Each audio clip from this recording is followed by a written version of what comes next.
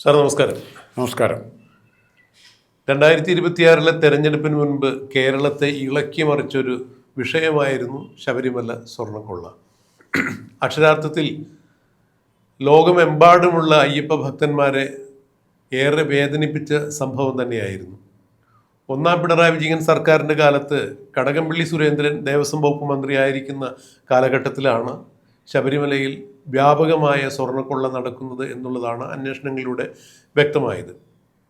ശബരിമലയിലെ ശ്രീകോവിലിന് ഇരുവശവും സ്ഥിതി ചെയ്യുന്ന ദ്വാരപാലക ശില്പങ്ങളിൽ പൊതിഞ്ഞിരുന്ന സ്വർണ്ണപ്പാളിയും അതുപോലെ തന്നെ ശബരിമല ശ്രീകോവിലിൻ്റെ ഉമ്മറ കട്ടള പടിയും ഉമ്മറ വാതിലുമെല്ലാം ഇളക്കിക്കൊണ്ടുപോയി സ്വർണം പൂശാൻ എന്നുള്ള വ്യാജേന അതിലെ സ്വർണം ഉരുക്കി മാറ്റുകയായിരുന്നു.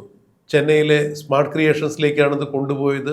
പിന്നീട് ഉണ്ണികൃഷ്ണൻ പോറ്റിയും ശബരിമല ദേവസ്വം കമ്മീഷണറായിരുന്ന എൻ വാസുവും CPM-ൻ്റെ മുൻ MLA കോന്നി MLA ആയിരുന്ന പത്മകുമാറും എല്ലാം ഉൾപ്പെടുന്ന ഒരു കോക്കസാണ് ഇതിൻ്റെ പിറകിൽ പ്രവർത്തിച്ചിരുന്നത് എന്നുള്ളതാണ് അന്വേഷണ ഉദ്യോഗസ്ഥന്മാരിലൂടെ കേരളം കണ്ട് ഞെട്ടിത്തരിച്ച് നിന്നത്.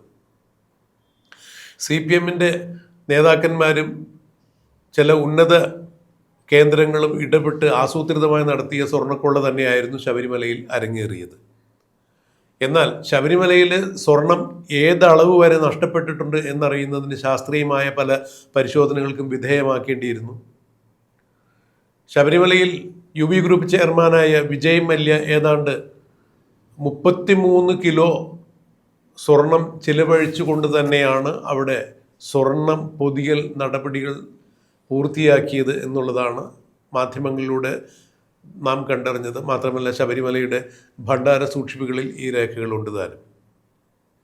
എന്നാൽ ശബരിമലയിൽ നിന്നും കടത്തിക്കൊണ്ടുപോയി, അതായത് മാറ്റു കുറഞ്ഞതിൻ്റെ പേരിൽ, കാലപ്പഴക്കം കൊണ്ട് മാറ്റു കുറഞ്ഞതിൻ്റെ പേരിൽ വീണ്ടും അത് സ്വർണം മുക്കി കമനീയമാക്കുന്നതിന് വേണ്ടി ചെന്നൈയിലെ സ്മാർട്ട് ക്രിയേഷൻസിലേക്ക് ദേവസ്വം മാനുവലെല്ലാം ലംഘിച്ചുകൊണ്ട്, ശബരിമലയിലെ ദേവസ്വം നിയമങ്ങളെല്ലാം ലംഘിച്ചുകൊണ്ട് ഭഗവാന്റെ തിരുവാഭരണങ്ങളെല്ലാം ശബരിമലയുടെ പുറത്തേക്ക് കൊണ്ടുപോകുക അത് അറ്റകുറ്റപ്പണിക്കായാലും നിയമലംഘനം തന്നെയാണ്. അത്തരത്തിൽ നിയമം ലംഘിച്ചുകൊണ്ട് സർക്കാരിന് നേതൃത്വം നൽകുന്ന ചില ഉന്നതന്മാരുടെയും എല്ലാം ഒത്താശയോടു കൂടി തന്നെയാണ് ശബരിമലയിൽ ഭീമാകാരമായ ഞെട്ടിക്കുന്ന തരത്തിലുള്ള ഈ സ്വർണ്ണക്കൊള്ള നടന്നത് എന്നുള്ളതാണ് മനസ്സിലാക്കാൻ കഴിഞ്ഞത്. എന്നാൽ ഈ സ്വർണ്ണക്കൊള്ളയെക്കുറിച്ച് അന്വേഷിക്കുന്നതിന് വേണ്ടി ബഹുമാനപ്പെട്ട ഹൈക്കോടതിയുടെ മേൽനോട്ടത്തിൽ തന്നെ ഒരു SIT രൂപീകരിക്കുകയും SIT ഈ വിഷയത്തിൽ ഏറെ മുന്നോട്ട് പോവുകയും ചെയ്തു. എന്നാൽ CPM-ൻ്റെ MLA ആയ കോന്നി MLA ആയിരുന്ന പത്മകുമാറിലേക്കും N വാസുവിലേക്കും ദേവസ്വം കമ്മീഷണറും ദേവസ്വം പ്രസിഡന്റുമായിരുന്ന ശബരിമലയിലെ N വാസുവിലേക്കും എല്ലാം അന്വേഷണം എത്തിയതോടുകൂടി പിന്നീട് അന്വേഷണം മരവിക്കുന്ന കാഴ്ചയാണ് കണ്ടത്. പിണറായി വിജയൻ ഇടപെട്ട് തന്നെയാണ് അന്ന് അത്തരം കാര്യങ്ങൾ നിയന്ത്രിച്ചിരുന്നത് എന്ന് കിംവദന്തികൾ പരക്കുകയുണ്ടായി. ഈ സമയത്താണ് ശബരിമലയിൽ സാമ്പിളുകൾ എടുത്തുകൊണ്ട്, അതായത് ശബരിമലയിൽ നിലവിൽ ഉണ്ടായിരുന്ന സാമ്പിളുകളിൽ നിന്നും ശേഖരിച്ചുകൊണ്ട് ജംഷഡ്പൂരിലെ ഒരു ലാബിലേക്ക് ഇത് വിശദ പരിശോധനയ്ക്ക് വേണ്ടി അയക്കുന്നത്. ഇന്നിപ്പോൾ കാലങ്ങൾക്കിപ്പുറം ഈ പരിശോധനാ ഫലം പുറത്തു വന്നിരിക്കുന്നു. പരിശോധനാ ഫലത്തിൽ നിന്നും മനസ്സിലായിരിക്കുന്ന കാര്യങ്ങൾ, സ്വർണ്ണപ്പാളിയും, അതായത് ദ്വാരപാലക ശില്പങ്ങളിലെ സ്വർണ്ണപ്പാളിയിൽ നിന്നും സ്വർണം ഉരുക്കി മാറ്റിയിട്ടുണ്ട്, രാസപ്രക്രിയയിലൂടെ ഉരുക്കി മാറ്റിയിട്ടുണ്ട്. എന്നാൽ വിജയ് മല്യ അന്ന് സ്ഥാപിച്ച സ്വർണ്ണപ്പാളികൾ തന്നെയാണ്, ദ്വാരപാലക ശില്പങ്ങളിൽ അന്ന് പൊതിഞ്ഞിരുന്ന സ്വർണ്ണപ്പാളികൾ തന്നെയാണ് ഇത്, അത് മാറ്റിയിട്ടില്ല എന്നാണ് ലാബ് പരിശോധന റിപ്പോർട്ട് ഫലം വരുമ്പോൾ മനസ്സിലാക്കാൻ പറ്റുന്നത്. അതുപോലെ ശബരിമലയുടെ ശ്രീകോവിലിൻ്റെ ഉമ്മറക്കട്ടിലയും ഉമ്മറവാതിലും മാറ്റിയിട്ടില്ല, അതും വിജയ് മല്യ സ്ഥാപിച്ച് നൽകിയത് തന്നെയാണ് എന്ന് പറയുന്നു. ഇത്തരം റിപ്പോർട്ടുകൾക്ക് വേണ്ടി കാത്തിരിക്കുകയായിരുന്നു ശബരിമല സ്വർണ്ണക്കൊള്ള അന്വേഷിച്ച SIT-ക്ക് ഇനി ഈ റിപ്പോർട്ട് കിട്ടുമ്പോൾ ഇതുവരെയും കൊടുക്കാതിരുന്ന, ഭാഗികമായി പോലും ഒരു കുറ്റപത്രം കോടതിയിൽ സമർപ്പിക്കാത്തതിൻ്റെ പേരിൽ അറസ്റ്റ് ചെയ്യപ്പെട്ട എല്ലാ പ്രതികളും പുറത്തേക്ക് പോകുന്നതാണ് കണ്ടത്. ഇനിയിപ്പോൾ കുറ്റപത്രം വിശദമായി തന്നെ തയ്യാറാക്കി സമർപ്പിക്കാൻ സാധിക്കും. അന്ന് SIT അറസ്റ്റ് ചെയ്ത് ജാമ്യത്തിലോ അല്ലാതെയോ പുറത്തുപോയ പ്രതികളെ വീണ്ടും കണ്ടെത്താനും വിചാരണ ചെയ്യുവാനും തക്ക ശിക്ഷ നടപ്പാക്കുവാനും എല്ലാം സാധിക്കും എന്നാണ് നിയമവൃത്തങ്ങൾ ചൂണ്ടിക്കാണിക്കുന്നത്. ശബരിമല പോലുള്ള ഈ ഒരു ദേവാലയത്തിൽ നടന്ന സ്വർണ്ണക്കൊള്ള അയ്യപ്പ ഭക്തന്മാരുടെ വികാരത്തെ ഇളക്കി മറിക്കുന്നതായിരുന്നു. അതിൻ്റെ പ്രതിഫലനം കൂടിയാണ് 2026 നിയമസഭാ തെരഞ്ഞെടുപ്പിൽ ഇടതുപക്ഷ ജനാധിപത്യ മുന്നണിക്കുണ്ടായ കനത്ത പരാജയം. പുതിയ സാഹചര്യത്തിൽ, മാറിയ സാഹചര്യത്തിൽ, ലാബ് റിപ്പോർട്ട് പുറത്തു വന്ന സാഹചര്യത്തിൽ ഈ കേസിനെ എങ്ങനെയാണ് രാജ്മോഹൻ സാർ നോക്കിക്കാണുന്നത്? പ്രദീപ് പറഞ്ഞ ഒരു സ്റ്റേറ്റ്മെൻറ്റിൽ നിന്ന് തന്നെ നമുക്ക് തുടങ്ങാം. ഒരാളുടെ പേര് പറഞ്ഞു, സ്വർണം പൂശിയ ആളിൻ്റെ പേര് പറഞ്ഞു, കുടിമരമൊക്കെ സ്വർണം പൂശിയ വിജയ് മല്യ എന്ന ആളുടെ പേര് പറഞ്ഞു. ഈ വിജയ് മല്യയുടെ പേര് പറഞ്ഞപ്പോൾ നമ്മൾ ശ്രദ്ധിക്കേണ്ട കാര്യം, അന്വേഷണത്തെക്കുറിച്ചുള്ള നമ്മൾ എത്ര മാത്രം പ്രതീക്ഷയോടെ അന്വേഷണ ഏജൻസികളുടെ പ്രവർത്തനത്തെ വിലയിരുത്തിയാലും കരുത്തരായ പ്രതികൾ വരുമ്പോൾ ഈ അന്വേഷണത്തിന് എവിടെയൊക്കെയോ ഇന്ത്യ മുഴുവൻ, ലോകം മുഴുവൻ അങ്ങനെ ആയിരിക്കും, ഇന്ത്യ ഒരു ബ്രേക്ക് ഉണ്ടാകുന്നുണ്ട്. കേരളത്തിൽ തന്നെ ഒത്തിരി സംഭവങ്ങളും അനുഭവങ്ങളുമുണ്ട്. ഓരോ ഒത്തിരി കേസുകളുണ്ട്.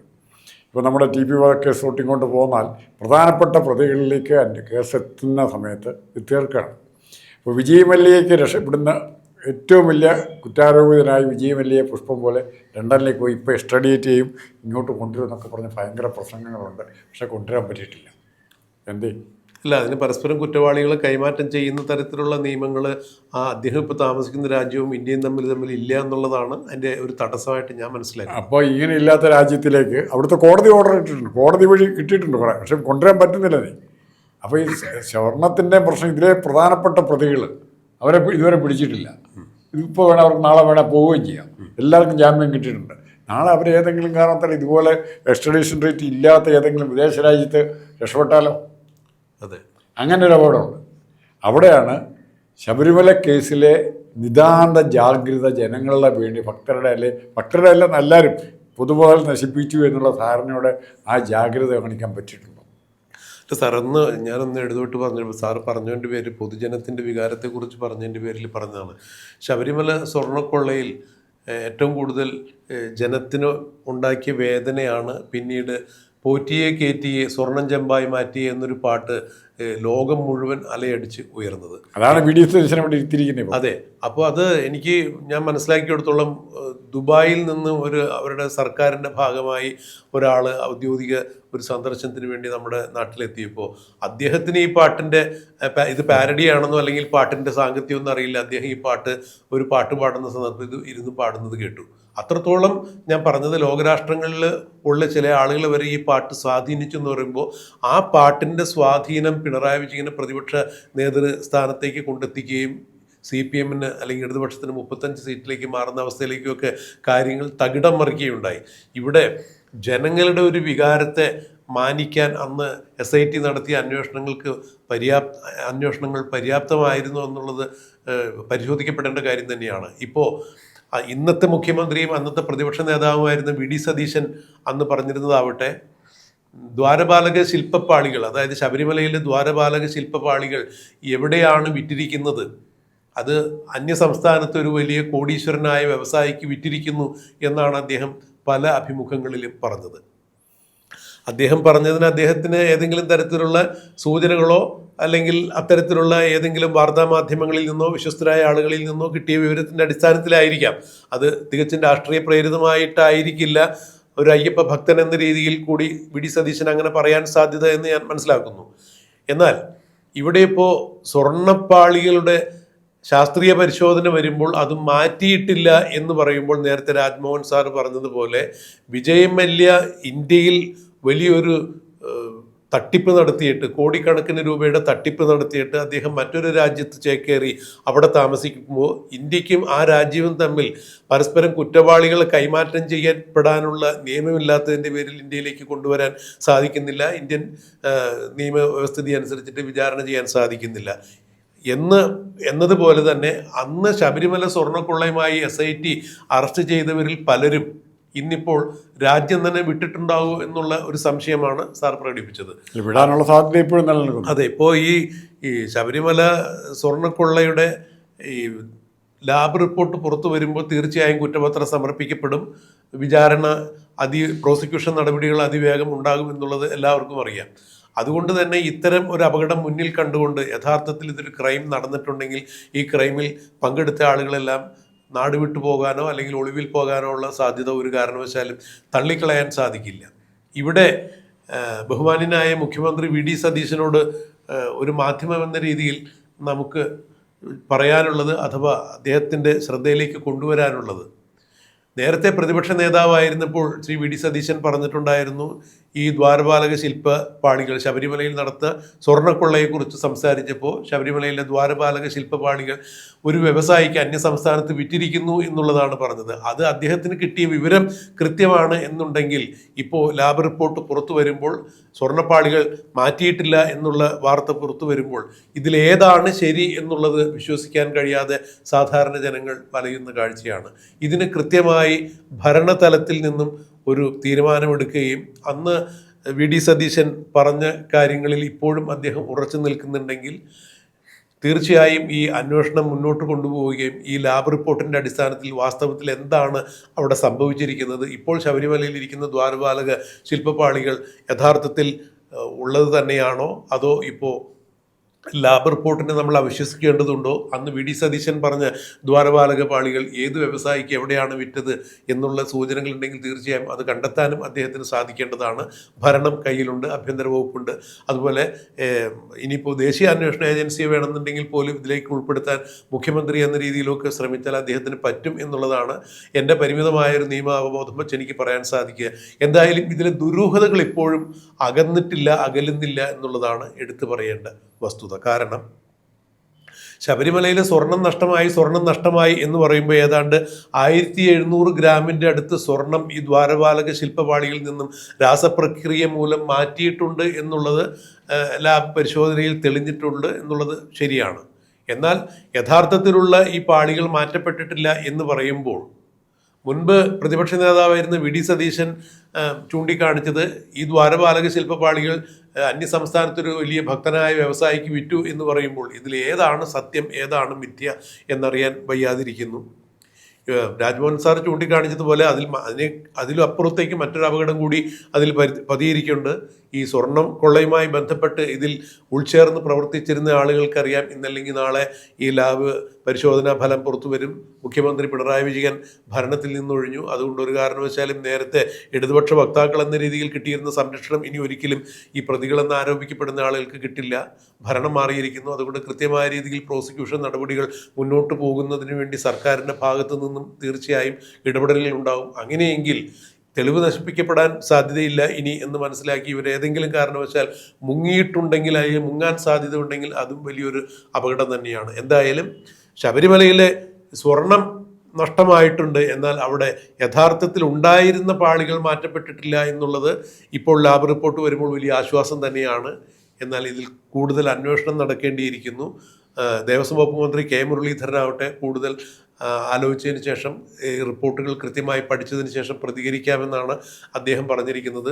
ഇപ്പോൾ ശബരിമല സ്വർണ്ണക്കൊള്ള നടക്കുന്ന അതേ സമയത്ത് തന്നെ സമാനമായ രീതിയിൽ തന്നെ കേരളത്തിലെ ഏറ്റവും വലിയ നിധികുംഭം ഒളിഞ്ഞിരിക്കുന്നു എന്ന് പറയുന്ന ലോകത്തിലെ തന്നെ ശ്രീപത്മനാഭസ്വാമി ക്ഷേത്രത്തിലും സമാനമായ രീതിയിലുള്ള തിരിമറികൾ നടക്കുന്നു എന്നുള്ള വാർത്തകളാണ് പുറത്തു വരുന്നത്. എന്തായാലും ഹൈന്ദവ ആരാധനാലയങ്ങളെ കേന്ദ്രീകരിച്ച് ഹിന്ദു ദേവാലയങ്ങളെ കേന്ദ്രീകരിച്ച് നടക്കുന്ന ഇത്തരം സ്വർണ്ണക്കൊള്ളയും കരിങ്കൊള്ളയുമെല്ലാം നിയമം മൂലം തന്നെ നിരോധിക്കപ്പെടേണ്ടതാണ്. അതിന് വിശ്വാസി സമൂഹത്തിൻ്റെ കൂടെ സഹകരണം ഉറപ്പാക്കിക്കൊണ്ട് ഈ സർക്കാരും നിയമ സംവിധാനങ്ങളും മുന്നോട്ട് പോകും. കുറ്റം ചെയ്തവരെ കൃത്യമായി നിയമത്തിന് മുന്നിൽ കൊണ്ടുവരണം, മാതൃകാപരമായി ശിക്ഷിക്കണം. ഇനി ഒരിക്കലും ഇത്തരത്തിലുള്ള ഒരു കൊള്ള നടക്കാൻ പാടില്ല. ശബരിമലയെ സംബന്ധിച്ചിടത്തോളം യഥാർത്ഥത്തിൽ ഇപ്പോഴും അവിടെ എന്താണ് നടക്കുന്നത്, എന്താണ് നടന്നത് എന്നുള്ള ചിത്രം വെളിവാക്കുവാൻ വേണ്ടി ഭരണസിരാ കേന്ദ്രങ്ങളും നിയമവൃത്തങ്ങളും തയ്യാറാകണം എന്ന് തന്നെയാണ് പറയാനുള്ളത്. ആ രീതിയിൽ തന്നെ ഉണ്ടാവുകയും ചെയ്യും. വളരെ പെട്ടെന്ന് ഒരു ചെറിയ കഥയും കൂടെ പറഞ്ഞ്, കഥയല്ല സംഭവം, ഒരു രാജ്യത്തെ എങ്ങനെ വാങ്ങിക്കാം എന്നൊരു ചോദ്യമുണ്ട്. How can we buy a country? അപ്പോൾ അതിന് ഇൻ ഓർഡർ ടു ബൈ, നമുക്ക് വാങ്ങിക്കണമെങ്കിൽ there must be somebody to sell the country. How can buy? അല്ല, ഒരാൾ തയ്യാറായിരിക്കണം വിൽക്കാൻ. Who can sell the country? പ്രധാനമന്ത്രിക്ക് പറ്റുമോ? പ്രസിഡന്റിന് പറ്റുമോ? രാജാവിന് പറ്റുമോ? ആർക്കാണ് അധികാരം? അധികാരമാർക്ക്. അപ്പോൾ നമ്മൾ തപ്പി വരുമ്പം ട്രേഡ് യൂണിയനുകളും അവിടെ ജോലി ചെയ്യുന്ന ജോലിക്കാരന്മാരെ ശക്തി കേന്ദ്രങ്ങളാണ്. എല്ലാ സംഘടിത ശക്തികളും രാജ്യവുമായിട്ട് ബന്ധപ്പെട്ട എല്ലാ സംഘടിത ശക്തികളും ഇതിൻ്റെ മേൽ അടയിരിക്കുന്നവരാണ്. ഇവിടെ ദേവസ്വത്തിൽ who can sell Devaswom or Sabarimala Ayyappan ഒറ്റിക്കൊടുത്തവരാരാണ് എന്നുള്ളത് ആ വാക്കുകളിൽ തന്നെ ഒളിഞ്ഞിരിക്കുന്നു. എല്ലാവരും ഉണ്ട്. ഇവിടെ RSPയുടെ യൂണിയനുണ്ട്, CIT ഉണ്ട്, INTU, എല്ലാ യൂണിയനും ഉണ്ട്. ഇവർക്കൊന്നും അറിയാൻ മേലാത്ത കാര്യങ്ങളാണ്. ശബരിമല ഇവരെല്ലാം അറിയും. എന്നിട്ടും എന്തുകൊണ്ടൊരു പ്രതികരണം ആരുടെ ഭാഗത്തുനിന്നും ഉണ്ടാകുന്നു? എന്തായാലും ശബരിമലയെ ഇനിയും വെള്ളാനയാക്കാമെന്ന് ആരെങ്കിലും ധരിക്കുന്നുണ്ടെങ്കിൽ അത് നടക്കില്ല എന്ന് തന്നെയാണ് പുതിയ ഭരണം നിലവിൽ വന്നപ്പോൾ മനസ്സിലാക്കാൻ കഴിഞ്ഞത്. കഴിഞ്ഞ ദിവസം കൂടി ദേവസ്വം വകുപ്പ് മന്ത്രി K മുരളീധരൻ അത് വ്യക്തമാക്കുന്നുണ്ടായിരുന്നു. ശബരിമല സ്വർണ്ണക്കൊള്ളയെ സംബന്ധിച്ച് ഞങ്ങൾക്ക് അധികാരം കിട്ടുകയാണെങ്കിൽ അധികാരത്തിൽ വന്ന് അധികം വൈകാതെ തന്നെ ഇതിൻ്റെ വിശദാംശങ്ങൾ കണ്ടെത്തും എന്നൊക്കെ അന്ന് ഇപ്പോഴത്തെ മുഖ്യമന്ത്രിയായ അന്നത്തെ പ്രതിപക്ഷ നേതാവ് VD സതീശനും പറഞ്ഞിട്ടുണ്ടായിരുന്നു. എന്തായാലും ഇപ്പോഴത്തെ മുഖ്യമന്ത്രി ഒരു പേടി കൂടെയുണ്ട്. പറയൂ. VD സതീശനൊരു മോഡിയായിട്ട് മാറുമെന്നൊരു പേടിയുണ്ട്. കാരണം മോഡി പല പ്രാവശ്യം കേരളത്തിൽ വന്ന് പറഞ്ഞിട്ട് പോയതാ സ്വർണ്ണ ഓഫീസ് മുഴുവൻ കള്ളക്കടത്തുകാരാണ്, മുഖ്യമന്ത്രിയുടെ ഓഫീസ് മുഴുവൻ ഒരു നടപടി എടുത്തില്ല. അതെ, അതുകൊണ്ട് പേടിയുണ്ട്. ഓരോരുത്തരും പറയുമ്പോൾ വാക്കുകൾ പ്രാവർത്തികമാകുമ്പോൾ മാത്രമേ നമുക്ക്. എന്തായാലും അന്ന് പ്രതിപക്ഷ നേതാവ് ഇന്നത്തെ മുഖ്യമന്ത്രി VD സതീശൻ അത് രാഷ്ട്രീയ പ്രേരിതമായി ഉയർത്തിയ ഒരു ആരോപണമല്ല എന്ന് വിശ്വസിക്കാനാണ് പൊതുജനത്തിന് താല്പര്യം, അല്ലെങ്കിൽ അയ്യപ്പ വിശ്വാസികൾക്ക് താല്പര്യം. നടപടിയാണ് പ്രശ്നം. അതെ, മുഖ്യമന്ത്രിയും അയ്യപ്പ വിശ്വാസിയാണ്, ദേവസ്വം വകുപ്പ് മന്ത്രിയായ K മുരളീധരനും വലിയ അയ്യപ്പ വിശ്വാസിയാണ്, ആഭ്യന്തര വകുപ്പ് മന്ത്രിയായ രമേശ് ചെന്നിത്തലയും വലിയ അയ്യപ്പ വിശ്വാസികളാണ്. ഇവരെല്ലാവരും മുറതെറ്റാതെ ശബരിമലയിൽ വർഷാവർഷം ദർശനത്തിന് പോകുന്ന ആളുകളുമാണ്. അതുകൊണ്ട് തന്നെ ദേവൻ്റെ സ്വത്ത് നഷ്ടപ്പെട്ടിട്ടുണ്ടെങ്കിൽ അയ്യപ്പ ഭക്തന്മാരെന്ന രീതിയിൽ മറ്റുള്ള ഭക്തന്മാരുടെ വികാരം എന്താണെന്ന് മനസ്സിലാക്കാൻ ഇവർക്ക് തീർച്ചയായും സാധിക്കും. തീർച്ചയായും അത്തരത്തിലുള്ള വൈകാരികമായ ഒരു നിലപാടിലൂടെയെങ്കിലും നിയമത്തിൻ്റെ വഴി സ്ഥാപിതമാകണം എന്ന കാര്യം മനസ്സിലാക്കി ശബരിമലയിൽ നടന്നിരിക്കുന്ന സ്വർണ്ണക്കൊള്ള കൃത്യമായ രീതിയിൽ തന്നെ വെളിയിൽ കൊണ്ടുവരികയും ഭഗവാന്റെ സ്വർണം നഷ്ടപ്പെട്ടിട്ടുണ്ടെങ്കിൽ അത് തിരിച്ചു കണ്ടെത്തുവാനും ഇനി നിലവിലുള്ള സ്ഥിതി ഭംഗിയായി തുടർന്നു കൊണ്ടുപോകാനും ആർക്കും കൈയിട്ട് വരാൻ പറ്റാത്ത രീതിയിലുള്ളൊരു വ്യവസ്ഥ ഉണ്ടാക്കാൻ ഭരണകൂടത്തിനാകണം, ആകട്ടെ എന്ന് നമുക്ക് ആഗ്രഹിക്കാം.